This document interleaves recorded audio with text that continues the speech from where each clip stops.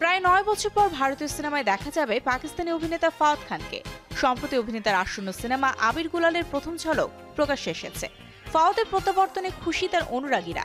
অন্যদিকে পাকিস্তানি অভিনেতা ফিরে আসা নিয়ে অসন্তুষ্ট রাজ ঠাকরের দল মহারাষ্ট্র নবনির্মাণ সেনা। ফাওয়াদের সিনেমা এদেশে মুক্তি পেলে কড়া পদক্ষেপের হুঁশিয়ারি দিলেন নেতা।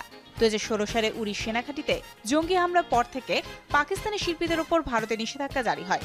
বন্ধ ছিল সাংস্কৃতিক আদান প্রদান। একসময় পাকিস্তানের নায়ক নায়িকা থেকে সঙ্গীত শিল্পীরা ভারতে এসে কাজ করতেন, কিন্তু দুই দেশের কূটনৈতিক সম্পর্কের কারণে সব একেবারেই বন্ধ হয়ে যায়। সে দেশ থেকে আগত অভিনেতাদের মধ্যে ভারতে যিনি প্রবল জনপ্রিয়তা পান তিনি ফাওয়াদ খান।